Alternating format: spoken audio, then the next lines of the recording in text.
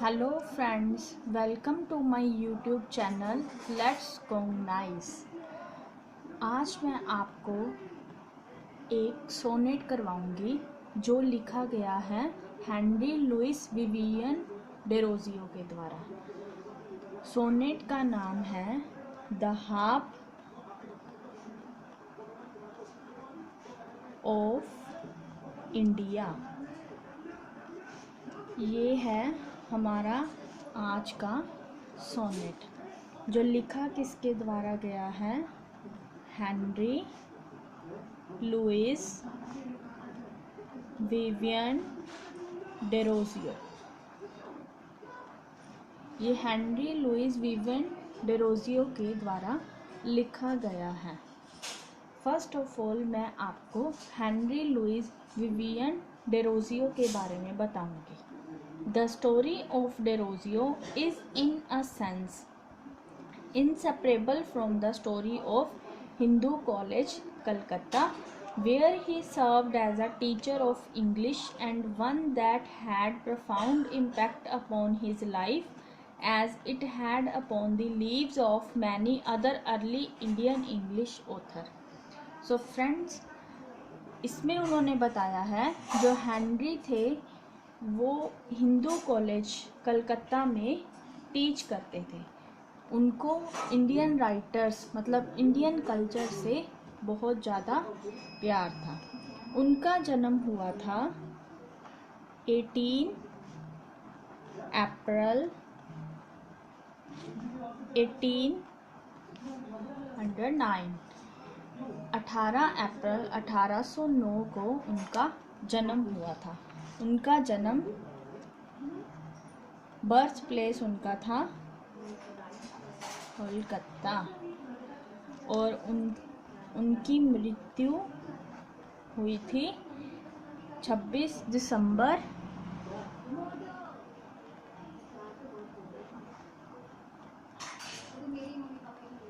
26। So friends, sonnet जो पहले traditional sonnet होते थे उनमें क्या होता था, मोस्टली 14 लाइंस होती थी।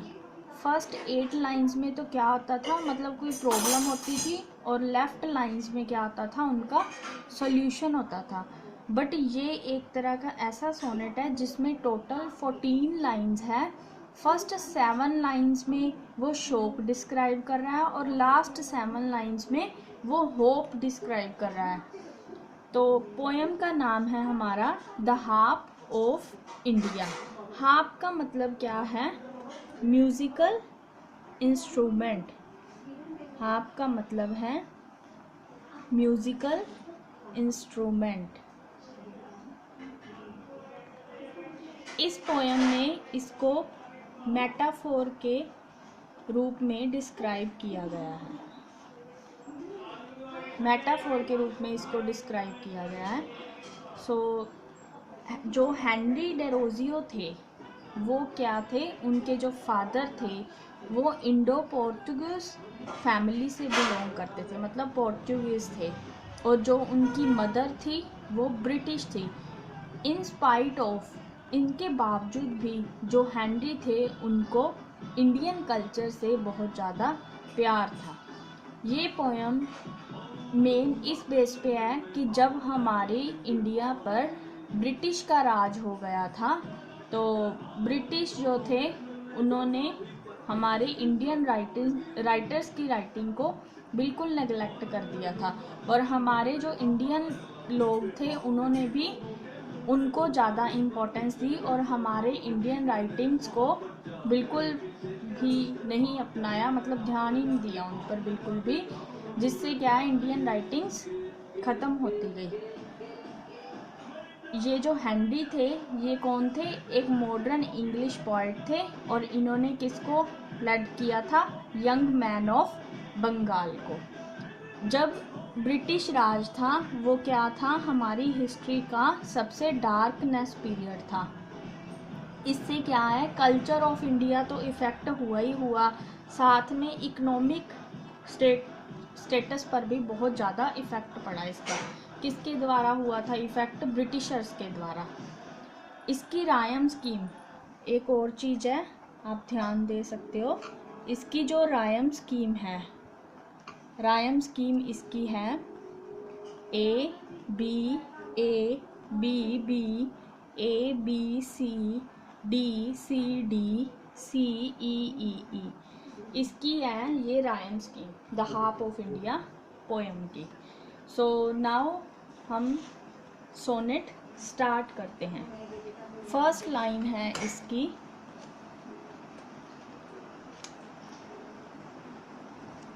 इसकी फर्स्ट लाइन है वाई हैंग्स्ट थो। यहाँ पे थो ये एनिसेंट टाइम पे यूज़ किया जाता था वर्ड थो। इसका मतलब होता है तुम। थो लर्नली ऑन यू विदर्ड बो। ये है पोयम की फर्स्ट लाइन। इसमें क्या है, वो क्वेश्चन पूछ रहा है वाई क्यों, हैंग्ड मैंने होता है लटकना, थो तुम, इसमें तुम मतलब मेटाफोर को लिया गया, मतलब हार्प म्यूजिकल इंस्ट्रूमेंट। लर्नली होता है अकेला। यू विदर्ड, विदर्ड क्या होता है डिके, जब कोई चीज़ बिल्कुल पुरानी हो चुकी है, मतलब डिके हो चुकी है। बो क्या होता है ब्रांच, मतलब किसी पेड़ की ब्रांच। उन्होंने बोला है मतलब जब ब्रिटिशर्स का राज हो गया था तो इंडियन राइटर्स को कोई नहीं पूछता, तो उस समय के उस टाइम की सिचुएशन को यहाँ पे डिस्क्राइब किया है। बिहाप है जो वो पेड़ की सूखी डाली पर जो बिल्कुल मुरझाया हुआ है वहाँ पर अकेला लटक रहा है। नेक्स्ट है हमारा unstrung for ever. Unstrung for ever must though here remain, must though there remain। इसमें उन्होंने क्या बोला है, जो हार्प है वो अकेला लटका हुआ है। अनस्ट्रंग मतलब उसके पंख है, जो इंडियन राइटर्स है उनको बिल्कुल काट दिया है और वो हमेशा के लिए ऐसे ही रह जाएंगे अगर हम अपने प्राउड के लिए नहीं लड़ते। इन दो लाइंस में उन्होंने हमें ये बताया है। तो नेक्स्ट है हमारा thy music once was sweet who hears it now। So इस लाइन में भी वो क्या है, क्वेश्चन पुट कर रहा है कि जो इंडियन कल्चर था, मतलब जो इंडियन राइटर्स द्वारा पोयम सोनेट कुछ भी लिखा गया था वो क्या था, पहले बहुत स्वीट था, मतलब मेलोडियस था, पर अब इस टाइम में उन्हें कौन सुनता है, क्योंकि जो हमारे इंडियन लोग थे वो भी किसको इम्पोर्टेंस देने लगे थे, ब्रिटिशर्स को, और ब्रिटिश की राइटिंग को ही वो पढ़ते थे सुनते थे। अब इंडियन कल्चर की कोई वैल्यू नहीं रही है। इसी तरह क्या थी, वेस्टर्न म्यूज़िक मतलब म्यूज़िकल इंस्ट्रूमेंट पे इसका बहुत इफ़ेक्ट हुआ था, तो म्यूज़िक पर भी ब्रिटिश मतलब वेस्टर्न म्यूज़िक को ही इम्पोर्टेंस दी जाती थी, इंडिया की प्राइड को बिल्कुल नेग्लेक्ट कर दिया था। सो नेक्स्ट है why doth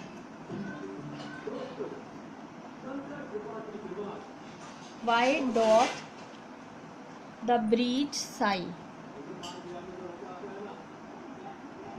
the breeze sigh our thee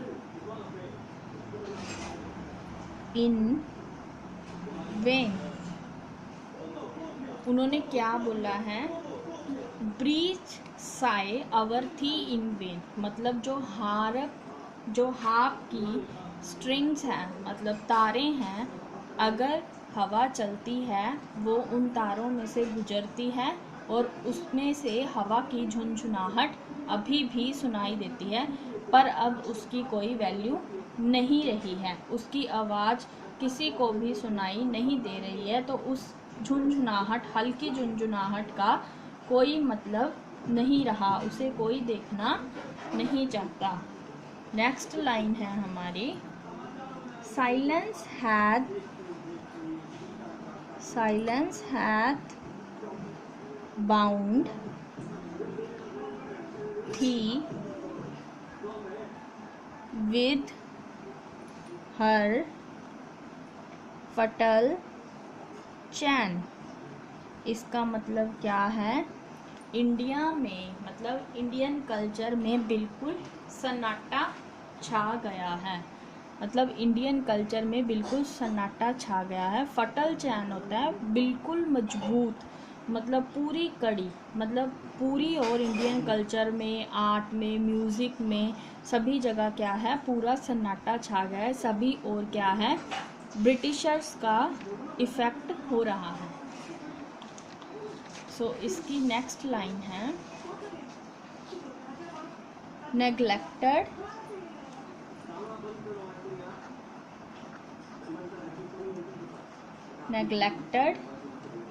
mute and desolate art दो। इसका मतलब क्या है, नेग्लेक्ट मतलब इंडियन कल्चर को बिल्कुल नेग्लेक्ट कर दिया है। म्यूट होता है बिल्कुल साइलेंस, कोई भी अपनी आज़ादी के लिए नहीं लड़ रहा, कोई कुछ भी नहीं बोल रहा है, सभी ब्रिटिशर्स के मतलब राज को बियर कर रहे हैं। डिसोलेट मैंने होता है जब डिस्प्लेस हो जाए कोई, मतलब जो हमारा इंडियन कल्चर था वो किससे डिस्प्लेस हुआ था, ब्रिटिश कल्चर से। तो नेक्स्ट है, लाइक रूइंड होता है बर्बाद, मतलब खराब हो जाना। मोन्यूमेंट्स होते हैं इमारत, ऑन डेजर्ट प्लेन।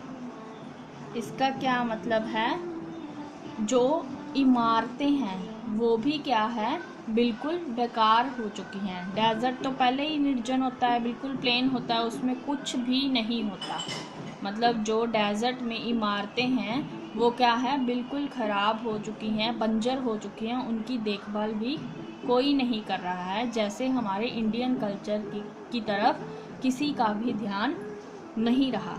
यहाँ तक तो उनको वो क्या था, शोक डिस्क्राइब कर रहा था, और नेक्स्ट 7 लाइन्स में उसे होप दिखाई देगी, यहाँ से उसे होप दिखाई देगी।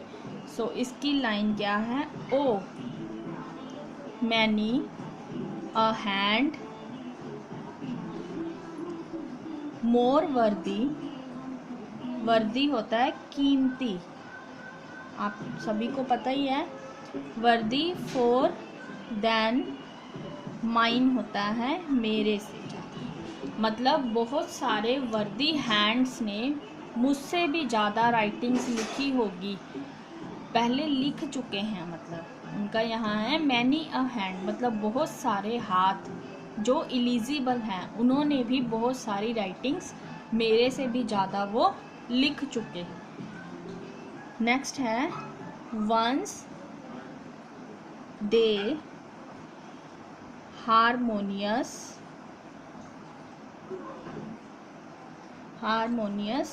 chords to sweetness give। इसका मतलब क्या है, जो लिटरेचर है हमारा, पीस ऑफ आर्ट है, वो पहले क्या था, बहुत मेलोडियस था, मतलब स्वीट था। इंडियन राइटर्स की जो राइटिंग थी उनका पढ़ने में बहुत मज़ा आता था, मतलब इंटरेस्टिंग होती थी, बस ब्रिटिशर्स के इफ़ेक्ट से क्या था, उनको निगलेक्ट कर दिया था। अब राइटर्स को होप दिखाई दे रही है। वो क्या कहता है, मैं अपने इंडियन राइटर्स की राइटिंग को फिर से जगाऊंगा। नेक्स्ट है हमारा एंड मैनी रथ। रथ क्या होता है, फूलों की माला। For them did fame entwine. Entwine क्या होता है, डालना, मतलब लपेटना, जब हम फूलों की माला डालते हैं। इसमें पोइट क्या कह रहा है, हम राइटर्स की प्रसिद्धि को क्या है, पुष्पांजलि देंगे, मतलब फूलों की माला से उनकी कब्र पर पुष्पांजलि देंगे, ताकि उन्हें भी खुशी महसूस हो कि उनकी राइटिंग्स अभी तक भी जिंदा है। नेक्स्ट लाइन है ऑफ फ्लावर। फ्लावर होते हैं फूल, स्टिल ब्लूमिंग होते हैं ब्लॉसम करना। ब्लूमिंग होता है ब्लॉसम करना। ब्लूमिंग ऑन द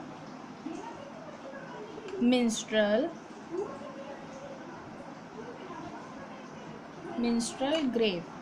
वो क्या कहता है राइटर, मतलब जो फूल हैं वो मार्टायर्स की, पैट्रियोटिज्म की जो राइटर थे, उनकी कब्र पर वो फूल आज भी खिले हुए हैं। मतलब कवियों की कब्र पर वो फूल आज भी वैसे ही खिले हुए हैं। नेक्स्ट है दोज हैंड्स आर कोल्ड। मतलब वो हाथ ठंडे हो चुके हैं, मतलब जो हाथ ठंडे हो चुके हैं मतलब मर गए हैं, बट फिर भी उनमें क्या है, एक दिव्य शक्ति है। बट इफ थाई वही आ गया, उनमें तुम नोट्स डिवाइन, मतलब उनके जो हाथ हैं ठंडे हो चुके हैं, पर फिर भी उनमें एक क्या है, दिव्य अलौकिक शक्ति का वास है। नेक्स्ट है may be by mortal. Mortal क्या होता है, अमर। आप सभी को पता ही है मोर्टल अमर होता है। ये नहीं कि हम मरे हुए कवियों को दोबारा जिंदा कर देंगे, मतलब जो उन्होंने प्रसिद्धियाँ लिखी हैं, राइटिंग्स की हैं, हम उनको तो अमर कर सकते हैं। मतलब हमें ऐसा कुछ करना है, मतलब हेनरी लुइस को ऐसे था कि मैं इंडियन कल्चर को पूरा ऊपर उठाऊं, ताकि उनको कोई भी इसके बाद नेगलेक्ट ना कर सके। मोर्टल वेकेंट मतलब जगाना, वंस अगेन वो उसको दोबारा जगाना चाहता था। नेक्स्ट है harp of my country. Harp of my country, इसमें माई कंट्री का मतलब है हेनरी का इंडिया से ही है। हेनरी लुइस का यहाँ माई कंट्री से मतलब इंडिया से ही है। उसके फादर थे जो, वो किससे बिलोंग करते थे, इंडो पोर्टुगीज से, और जो मदर थी वो ब्रिटिश थी। मतलब पर उनको फिर भी क्या था, इंडियन कल्चर से बहुत प्यार था, तो वो यहाँ पे हार्प मतलब musical instrument of my country, मतलब इंडिया का ही हार्प को वो डिस्क्राइब कर रही हैं। लेट मी, नेक्स्ट है let me strike and strain. वो क्या कहता है, मुझे ये म्यूज़िकल इंस्ट्रूमेंट बजाने दो, मुझे इसे दोबारा वेकेंट करना है, ताकि हमारा इंडियन कल्चर है, आर्ट है, म्यूज़िक है, वो सब कुछ दोबारा जागृत हो सके। Thanks to watching my video.